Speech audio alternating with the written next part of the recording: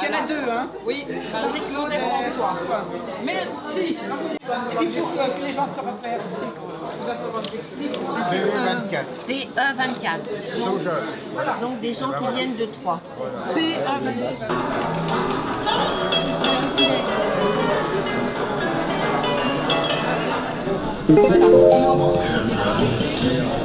Sauce Françoise. Alors là, c'est la branche.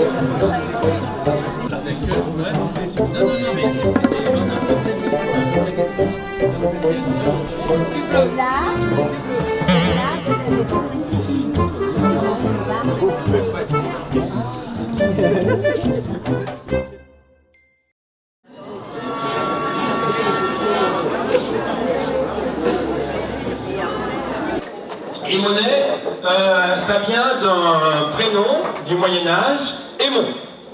Et il y a eu une évolution, on a rajouté un diminutif ou un affectif, et qui a donné Émonet. Donc c'est pour ça qu'on le trouve dans cette forme, AY, dans les écritures anciennes. Alors il faut savoir qu'au Moyen-Âge, les gens n'avaient simplement qu'un prénom. Et comme dans les villages, il y avait beaucoup d'homonymies, parce qu'il y avait des gens qui avaient le même prénom, eh bien on a décidé de leur donner un surnom. Et par exemple, le petit. Hein, par exemple, Louis dit petit, parce qu'il n'était pas bien grand. Et du coup, ce surnom est devenu nom de famille. Et donc ça a donné Louis Petit. Puis, il y a eu des gens qui avaient le même nom et le même prénom dans les familles. Et finalement, on a donné des surnoms de famille. Et vous allez voir apparaître pendant la conférence beaucoup de surnoms de famille. Par exemple, les Gontons dit Topi ou les Janins dit Piola. Alors, ce nom, Émonet, s'il est vraiment caractéristique de la Savoie, il n'est pas très courant. Alors, on va dire que la qualité compense la quantité. Hein. Voilà. C'est le 12 187e nom dans l'ordre des fréquences. Dans l'ordre des fréquences, si on prend le répertoire de tous les prénoms français. Voilà. Il n'est pas non plus dans les 1000 premiers noms de famille de Savoie. Et en fait, il est plutôt caractéristique de la Haute-Savoie que de la Savoie. Alors, Émonet, c'est souvent devenu Monet. Surtout les curés d'Albins, de Saint-Germain, de Rumilly, ils écrivaient Monet à la place de Monet. Du coup, il y a des gens qui sont restés continuent toujours à s'appeler Monet, et en fait, ils descendent des Monets. En 1998, donc, je trouve 512 Émonets dans l'annuaire sur les territoires français, donc 148 en Rhône-Alpes. Et donc, on est bien implanté sur Rhône-Alpes, et vous voyez surtout la Haute-Savoie, hein, plus que la Savoie. En Savoie, il y a aussi deux souches. Il y a celle du Faucigny, la vallée de l'Arve, et celle du Gifre. Voilà, et donc surtout les villes de Salange, Megève, Pras-sur-Arly, Samoin, Taninges. Ça, c'est une souche. Et puis nous, la nôtre, c'est la souche de l'Albanais. Hein. Donc on n'a pas trouvé de parenté entre les deux souches, pour le moment, parce que aussi la leur est très ancienne, et ils sont plus nombreux que nous, en plus. Mais il y a possibilité qu'il y ait une parenté. Il faudrait pouvoir remonter au XIIIe siècle, parce que les châteaux de Cessan ont appartenu à un certain Aymon de Cessan, et ils ont été sous la dépendance de Aymon de Faucigny. Et quand on sait que notre nom vient de Aymon, on peut penser peut-être qu'on est des bâtards de cette famille Aymon. Voilà.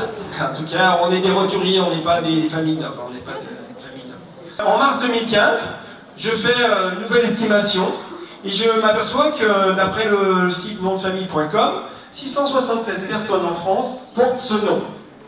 Et si on vous compare par rapport à la carte précédente, on voit qu'il y a une baisse des effectifs. sauf dans l'Aube. Alors on remercie beaucoup nos cousins de la région de Troyes de maintenir un petit peu notre patronyme, heureusement qu'ils sont là. Hein, merci les Troyens prolifiques.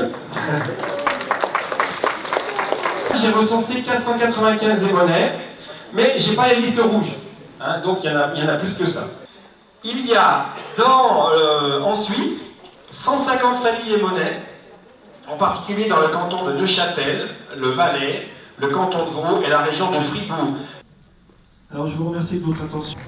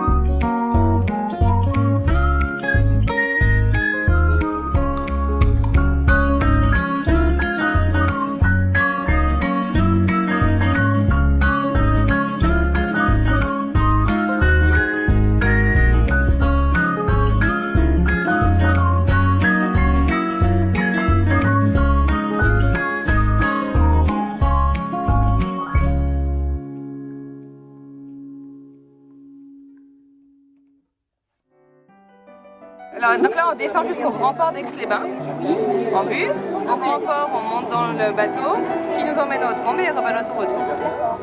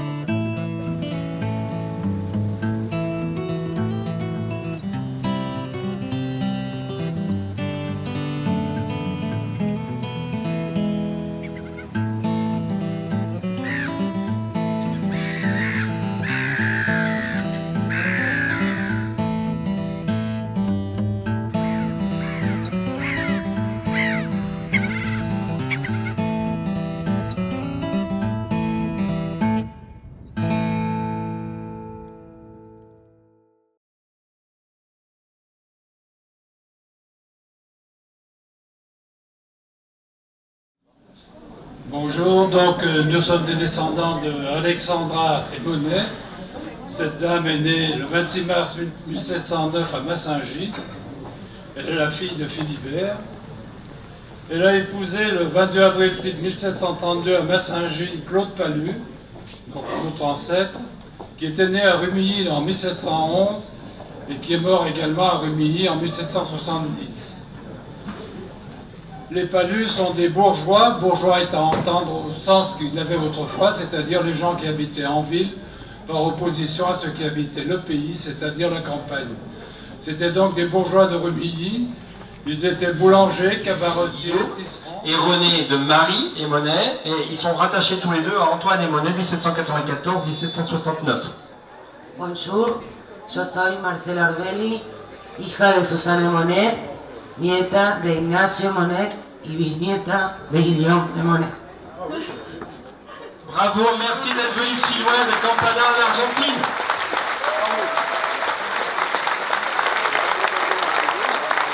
Alors, on va avoir une petite surprise cet après-midi qu'ils nous ont préparé, les Argentins. Ils sont nombreux là-bas, ils auraient bien voulu venir. Et ouais, je suis tout ému d'avoir accueilli ici. Je vais traduire. Donc c'est Marcela Orbelli qui est la fille de Susanna et Monet, la fille d'Ignacio et Monet et donc arrière-petite-fille de Guillaume et Monet qui est partie en Argentine en 1882. Et c'est la première à revenir sur la terre de ses ancêtres. 134 ans après. Ils avaient perdu la trace de la famille et quand ils ont reçu notre invitation, ils ont bondi de joie en disant ça y est, on les a retrouvés. Les cousins. On te laisse la parole, René. Je suis née en Argentine et la mère de mon père était fille des Savoyards, de Joseph Germain et de Mélanie Germain des Brues. Voilà, et en 79, je suis venue en France avec une bourse, mais à Poitiers. Je demande à ceux qui portent le nom de la marche ou assimilés à suite des mariages de se lever.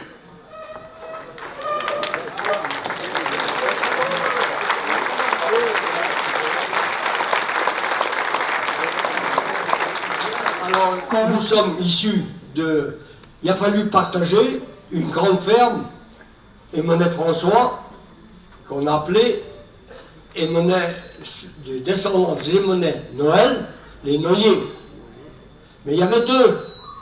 Il y avait ceux d'en bas et ceux d'en haut. Alors, je vous parle en ce moment, c'est ceux d'en haut, les Noyers d'Amont. Alors, mon père est encore né à Massingy, était né à Massingy, suite à mon grand-père qui faisait partie des Noyers d'Amont. Et il a eu 6 enfants. À cette époque-là, c'était la mode de la religion. Sur les 6 enfants, il y en a 4 qui sont partis dans les ordres. Mais la guerre, comme on a dit tout à l'heure, la guerre de 14-18, elle a fini par mettre un bon coup de sabre. Il en manque énormément. Mon grand-père avait 4 enfants mobilisés, 2 sont revenus, un troisième de la descendance qui était gazé, qui est décédé en 1924. Oui, La très chère cousine est la secrétaire de l'association. Voilà, c'est ça. Et je suis venue accompagnée de Roger, parce que pour moi, Roger, c'est quand même un souvenir d'enfance. Il venait très souvent à la maison interroger les mémés et les tatans pour avoir l'histoire de la famille des Émonais, puisque autant Roger fait partie de la famille des Noyers d'Amo, c'est ça? Autant nous, on fait partie de la famille des Noyers d'Ava. Je dis effectivement les Noyers d'Ava, parce qu'en fait, je ne suis pas venue seule aujourd'hui. Je suis venue avec mes parents, Georges et Marcel Monet, voilà. Qui sont là. Et la famille d'Ardèche aussi, qui sont au fond de la salle. Oui, là-bas. Voilà, les cousins d'Ardèche. Avec ma tante Marie Després, voilà, qui est là. Parce que mon père, effectivement, avait 2 frères et une sœur, hein, dont un qui est décédé, Robert. Voilà. Et nous, on habite, enfin moi j'habite avec ma famille au Perret-Dessus. Donc, Et sa maman est née. Ah, pardon. Sa maman est née Émonet aussi, hein. On est cousins de plusieurs côtés. voilà, on est cousins de plusieurs côtés pour l'anecdote. Alors moi je suis le fils de Théophile Jean-Marie Grange et de Joséphine Bressan. Alors il y a une parenté des deux côtés de mon père et de ma mère. Ma mère avait une grand-mère, avait elle-même sa maman qui venait de Massingy. Donc il y a une parenté du côté des Émonais de ce côté-là. Et il y a une parenté aussi du côté des Granges. Donc mes grands-parents paternels étaient Pierre-Eugène Grange et Joseph Tegendet, et mes grands-parents maternels étaient Jean-Marie Bressan et Marie Perronne Picon. Voilà. Bonjour à tous. Je vais faire court. Hein. Donc moi je suis Marjorie Gatelet, fille d'André Gatelet, ici présent, qui habite à Cessan. Donc on est descendants de Claude Aymonnet de Cessan, par alliance avec les Granges et les Balles. Mon arrière-grand-mère se prénommait Mélanie Balle. Elle est née en 1882 et décédée en 1974. Et elle est partie en Argentine et elle est revenue se marier à Cessan et elle a eu 4 enfants. Voilà. Donc grâce à cette cousinade, j'ai appris que j'avais des cousins dans l'Aude, parce que moi j'habite 3 maintenant. C'est super de se retrouver comme ça. Dans la salle, il y a ma tante Yvette Mouton-d'Annecy, sa fille Florence. Et pour nous, la prochaine étape, ça serait d'aller en Argentine maintenant. Voilà. Voilà. Une troisième famille est représentée. Tante Hélène n'est pas là, mais il y a Christian Claire et Juliane et leurs enfants, Célia, Jean-Baptiste et Sébastien. Voilà. Et présent dans la salle les familles Bouchet, qui aussi ont des descendants sur les familles Crayé, Coster, Corbeau, Mathieu et Aymonnet, puisqu'on est encore parents, avec une autre branche des Aymonnet qui sera présentée après. Et on peut applaudir particulièrement Jean-Pierre Bouchet, qui lui est venu spécialement pour nous depuis la Californie. Bravo, Californie.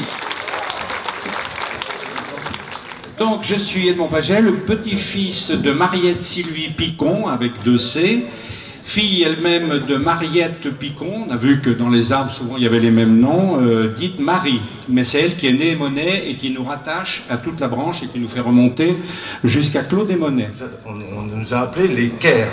Alors, je dis qu'une chose, pour moi, la meilleure interprétation du mot, ça veut dire, c'est l'idée du rocher, du roc, c'est un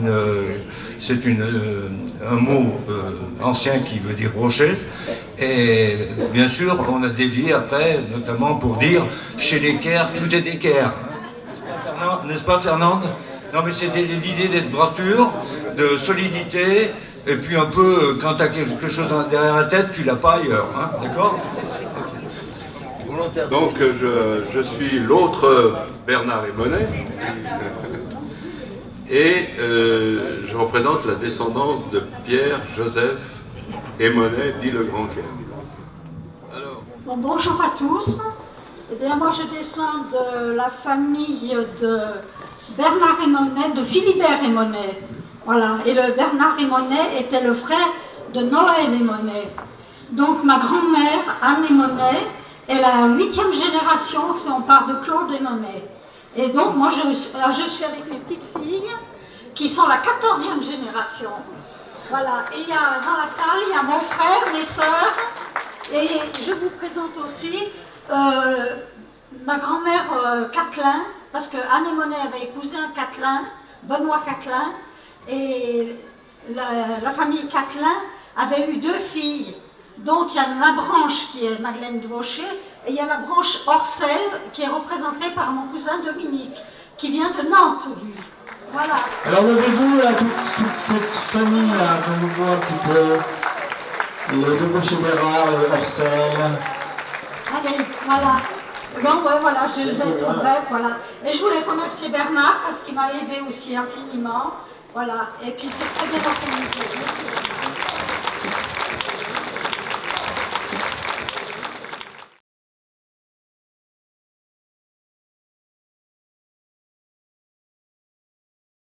Bonjour à tous. Je suis heureux de vous accueillir à la Biole, et chers cousins, j'allais dire, puisque je fais aussi partie de la famille. J'étais loin de penser que j'avais une famille aussi grande, même sur le local, sur le secteur.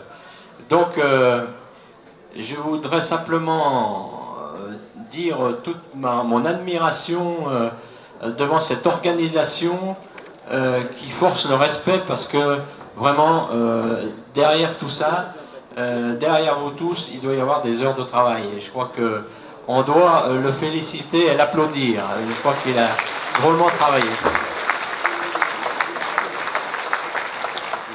Parce que rassembler plus de 600 personnes, de gens qui viennent de toute la France et même de l'étranger, je crois que c'est un sacré challenge, mais ça représente aussi beaucoup de liens qui, s'ils étaient distendus jusqu'à maintenant, vont se retendre et vont se resserrer.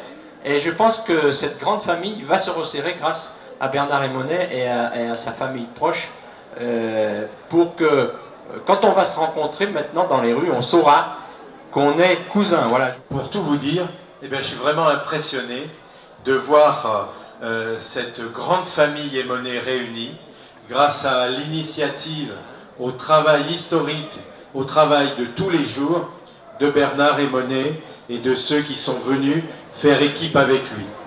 C'est un événement bien sûr pour vous, mais pour nous élus, c'est également un événement, c'est celui de la mise en avant de la famille, de la grande famille. Et c'est important dans la société où nous sommes de tout faire pour que les liens familiaux se resserrent, pour que les familles, qu'elles soient éloignées ou non, puissent se retrouver. Voilà quelques générations. La Savoie, les Savoyards étaient très pauvres. Beaucoup partaient à Paris faire les ramoneurs, ou les meilleurs ouvrir des bistrots, ils faisaient concurrence aux Auvergnats, et puis d'autres sont partis en Argentine. Vous pouvez revenir dans notre Savoie, vous pouvez revenir dans l'Albanais, vous y serez toujours bien reçus, non seulement par les familles Aymonnet, mais par toute la population qui apprécie votre initiative.